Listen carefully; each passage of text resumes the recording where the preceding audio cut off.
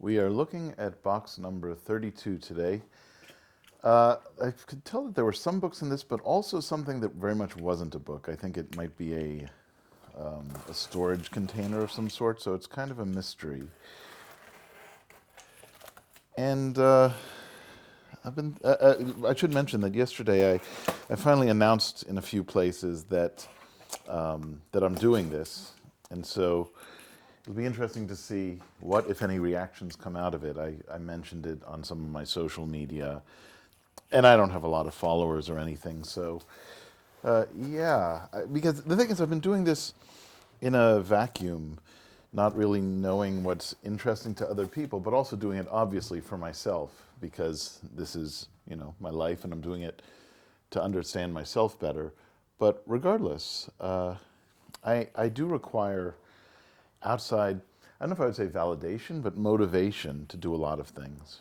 So we'll see. Anyway, this, wow, this is going to be very old and interesting because I recognize the container. This is like really old 70s computer stuff, and I think I got it, sincerely, like out of a garbage, location or something. But what is this exactly? I think this might be, oh yeah, this is a high school musical called The Snow Queen, written, as it says, by R.C. Lawson. And I don't know if it's ever been performed anywhere else. I had forgotten his name, so I actually do want to look up and see if he's around. He came and he was our drama teacher in Fox Lane Middle School or high school. I forget which one. Well, it was 82, so it would have been high school for me. And it's a really good musical, but I think he was too gay for this school. He was too artistic for this school, and I don't think he lasted. Oh, look at that, the old high school newspaper. And I wonder if it has it probably has something about the performance. Wow. Or maybe it's just a random newspaper from then. Wow, we're getting into some interesting stuff, at least interesting to me. Yeah. All right.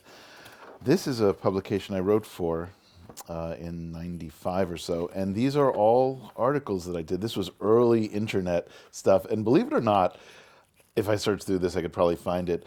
I did website reviews. This was back when, like, it's like, here's a website, here's the URL, here's what we think about it, it's amazing. People are still figuring out how this all worked as far as organization and promotion and so on. All right, lots of stuff down here. Okay, more copies. This is a lot of my early writing. This is a gay newspaper in Cincinnati. It says April 1991. Oh, excuse me. I'm sorry. I didn't realize that I had zoomed in so much. But anyway, April 1991. And I'm pretty sure I did the layout, actually. I did a lot of the computer work. So, I don't know if I did this graphic, which was probably pretty complicated in Illustrator at the time. Man, lots and lots of. Oh, there we go. An article about computer networks. In 1991. Wow, this might be like my first published piece about computer technology. That's really interesting. The publisher was a good friend, and unfortunately he's passed. He had AIDS starting in the late 80s, and he lasted for a really long time. He died only fairly recently, and this was at a time when everybody just assumed it was a death sentence. I'm pretty sure I have an article in here. Again, this would have been an earlier published work. And I'm pretty sure I did a lot of his ad design. Okay, other stuff I've had articles in. Let's see, zoom out a bit. I did that cover story about the history of aluminum. This one has a history of marijuana in it, which I wrote. I love that article. I really enjoyed doing it. And I think they took it off their website at some point. Cowards. More stuff I've written for, not as interesting. I did a lot in the Drupal community. I wrote that. Um, I didn't write this. Bach wrote that. Don't know why I have it. Probably just some music generally. This was all pretty much like my early, not really that early. This would have been 2000. Yeah, this was when I started writing again in 2006, 2008, something like that. I did a fair amount of corporate writing. A few more magazines or something back here. Oh, wow. I think that's my high school literary magazine. Yep, Fox Lane High School. I didn't have anything to do with this, I think. Do I? Is there a table of contents? Did I actually write something? Nope, I didn't. I recognize a couple names, but whatever. The Conservatory of Music catalog for the first year that I went. I only went to Oberlin Conservatory for 1 year. A few more magazines down here. Let's see. Oh, okay. This is all basically like my writing history. Yeah, I remember this. That's drawn by Barry Deutsch, who I mentioned in another video. And I had a poem in the back of this one, if I'm correct. Or it might have been on the editorial. Oh, yeah, I do have a poem. Yeah. Anyway, I was 18, 19, something like that. What are these? My hometown. This was the new student orientation booklet when I went to college. Another copy of this. All right, so what is in this thing? And I'm going to take it out here because I think otherwise it's not going to come out easily. So just give me a minute. While I'm off camera, you can hear me going, ah! This is actually kind of difficult to remove. So, get out there. Okay, there we go. And what is het? It is obviously a series of drawers. Ooh, okay.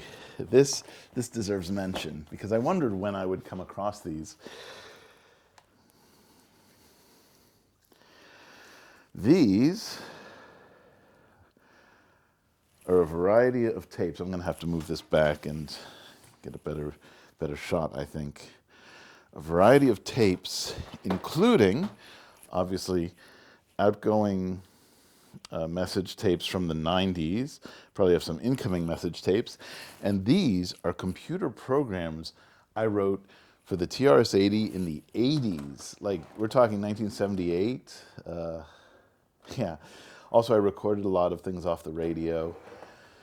We're talking about my teenage years, pretty much, and even earlier. Oh, look at that. There's actually recordings of things that I performed in conservatory. These are my own works. Answering Machine, 1994. Some friends' tapes, some of their music. So it's all tapes. Oh, you know what these are? These are recordings of interviews I did in order to write a lot of those articles in the early 90s, because that's what I did, is I recorded every call. I did a lot of phone interviews. Of course, later I did them online, but these are all articles from 95, 96. And yeah, there are a few semi-famous Silicon Valley and computer industry types who I interviewed. So I'm sure there's a lot of history there that somebody is going to take an interest in, but I don't know that I'm going to go through them all. Anyway, who knows? Maybe someday I'll digitize some things that don't, as long as they don't violate anyone's privacy. So that's that. This is actually a very interesting one for me. It's full of history. And as I say, I don't know if people are interested in the personal history side of this or the things, you know, the sort of general social history or what. But for me, it's very interesting. And it's good to know that I have my hands on them, that they're back in my hands. Because, you know, you live a while and life is a process of losing, isn't it? Of gaining and losing. And I've tried very hard to hold on to things that I care about.